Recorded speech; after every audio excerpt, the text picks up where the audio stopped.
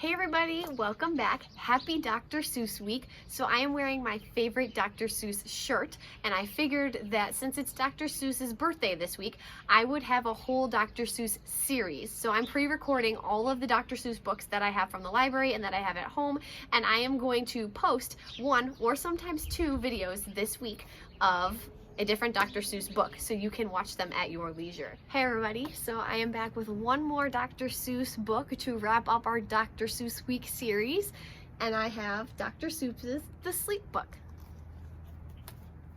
This book is to be read in bed.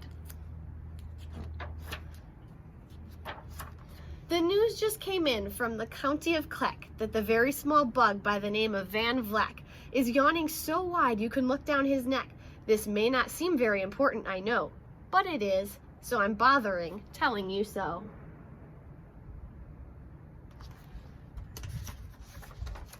A yawn is quite catching, you see, like a cough. It just takes one yawn to start other yawns off. Now, the news has come in that some friends of Van Vleck's are yawning so wide you can look down their necks. At this moment right now, under 7 more noses, great yawns are in blossom. They're blooming like roses.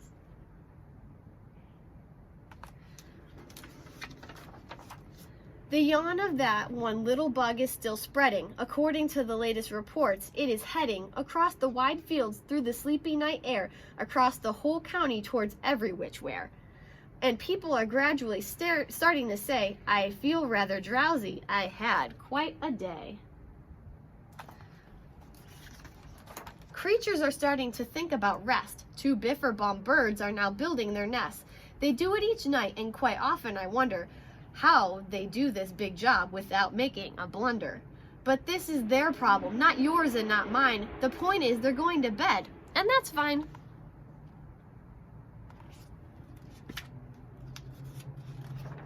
Sleep thoughts are spreading throughout the whole land, and it's time for night brushing of teeth at its hand. Up at Heckerhing Falls, where the great river rushes and crashes down crags in gargling gushes, her Hecker sisters are using their brushes. Those falls are grand toothbrushings beneath, if you happen to be up that way with your teeth.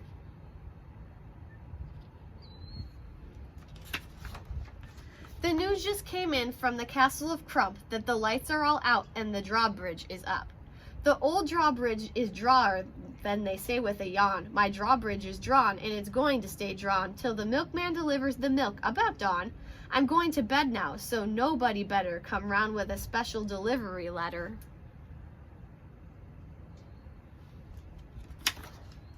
The number of sleeps is steadily growing. Bed is where more and more people are going.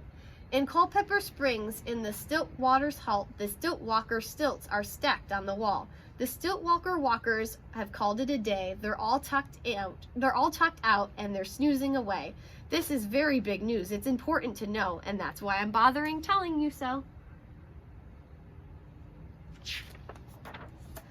Way out in the west, in the town of Merced, the Hinkle Horn Honking Club just went to bed. Every horn has been quietly hunk on a hook, and for that night in its own private Hinkle Horn nook. All of this long, happy day they've been honking about, and the Hinkle Hong honkers have honked themselves out. But they'll wake up quite fresh in the morning, and then they'll start right in Hinkle Horn honking again.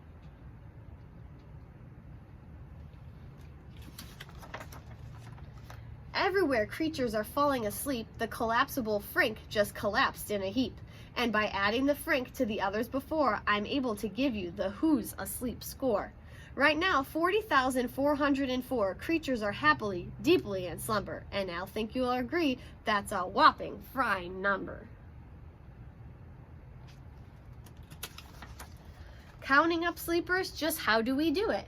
Really quite simple, there's nothing much to it. We find out how many, we learn the amount by the audio-teleo-talio count. On the mountain halfway between Reno and Rome, we have a machine in its plexiglass dome, which listens and looks into everyone's home, and whenever it sees a sleeper go flop, it jiggles and lets the big old ball drop. Our clamp counts the balls as they plop in a cup, and that's how we know who is down and who is up. Do you talk in your sleep?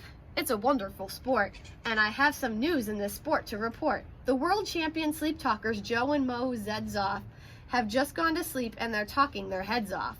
For 55 years now, each chattering brother has babbled and gabbled all night to the other. They've talked about laws, and they're talking about gauze. They've talked about paws, and they've talked about flaws. They've talked quite a lot about old Santa Claus. And the reason I'm telling you this is because you should take up this sport. It's just fine for the jaws. Do you like to walk in your sleep? I just had a report of some interesting news of this popular sport. Near Finnegan Fen, there's a sleepwalking group which not only walks, but it walks a halloo. Every night they go miles. While they walk such a length, they have keeping and eating up in their strength. So every so often, one puts down his hoop, stops hooping, does some quick snooping for soup. That's why they are known as the Hoop Soup Snoop Group. Sleepwalking, too, are the curious Crandalls, who sleepwalk on hills with assorted-sized candles. The Grandals walk nightly in the slumbering peace, in spite of slight burns from the hot dropping grease. The Crandalls wear candles because they walk far, and if they wake up, want to see where they are?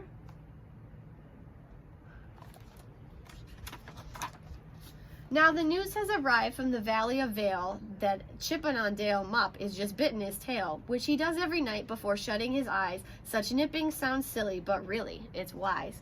He had no alarm clock, so this is the way. He makes sure he'll wake at the right time of day.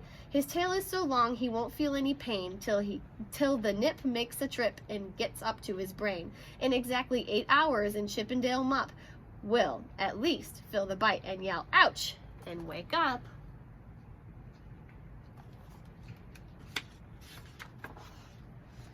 And Mr. and Mrs. J. Carmichael Crocs have just gone to bed near the town of Fort Knox. And they, by the way, have the finest of clocks. I'm not all sure I quite understand just how the thing works with that one extra hand, but I do know this clock has one very slick trick. It doesn't tick-tock, it goes tock-tick. So which ticks in its talker and it tocks in its ticker, it saves a lot of time, and the sleepers sleep quicker. What a fine night for sleeping, from all that I hear. It's the best night for sleeping in many a year. They've even asleep the Zewak Motel, and people don't usually sleep there too well. The beds are like rocks, and as everyone knows, the sheets are too short and they won't cover your toes. So, if people are actually sleeping in there, it's a great night for sleeping. It must be the air.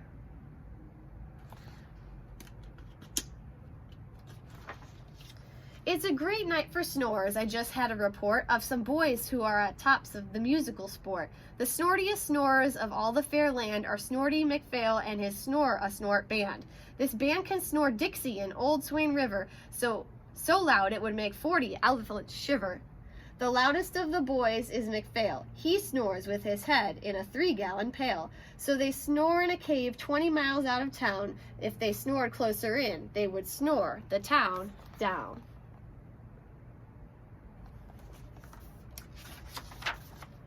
Do you know who's asleep out of Flaganaluga? 2 very nice, Funaluga Baboona. They've added them to our Who's Asleep count, which has grown to a really amazing amount. Exactly 8,808 creatures are sleeping now. Isn't that great? And Jed is in bed, and the bed of Jed is the softest of beds in the world, it is said.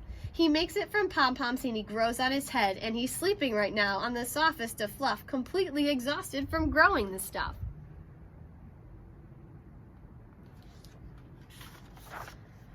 The news have come from the district of Droft that 2 oft are asleep, and they're sleeping aloft. And how are they able to sleep on the ground? I'll tell you. I weighed one last week and I found that the oft is so light he weighs -1 pound.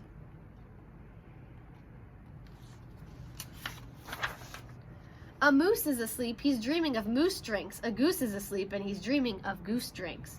That is well and good when a moose drinks of moose juice, but nothing goes wrong when a goose dreams of goose juice. But it isn't too good when a moose and a goose start dreaming they're drinking the other's one juice. Moose juice, not goose juice, is juice for a moose, and goose juice is juice for a goose. So when a goose gets a mouthful of juices of the moose gets a mouthful of juices of gooses. They always fall out of their beds screaming and scream. So I'm warning you now, never drink in your dreams.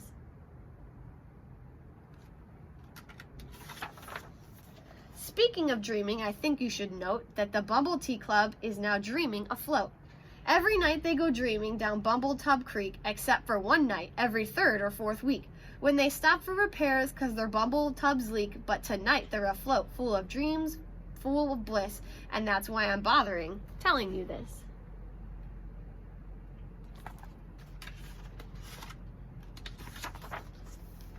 At the fork of the road, the Valvavode, 5 foot wearily sailmen have laid down their load. All day they've raced round the heat at zapping speeds, unsuccessfully trying to sell Ziffer Zoff seeds, which nobody wants because nobody needs. Tomorrow will come, they'll go back to their chore, but they'll start on the road, Ziffer Zoff once more. But tonight they've forgotten, their feet are so sore, and that's what the wonderful night has come for.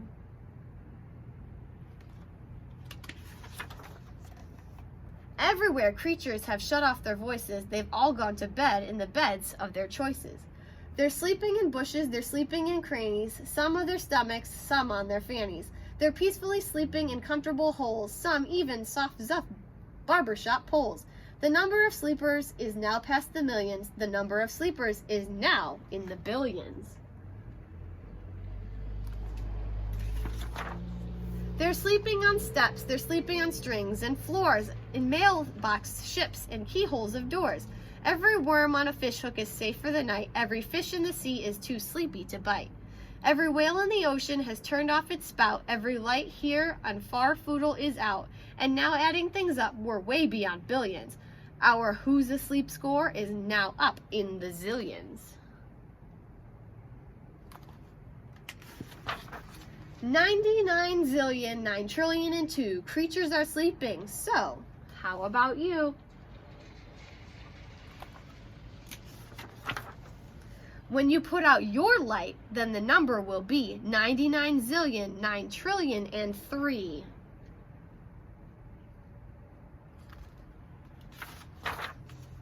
Good night. I hope all of you enjoyed our books from Dr. Seuss Weeks and all of the tongue twisters and crazy tongue ties that I have gotten in. And I will see you all for our next Read Aloud next week. Bye.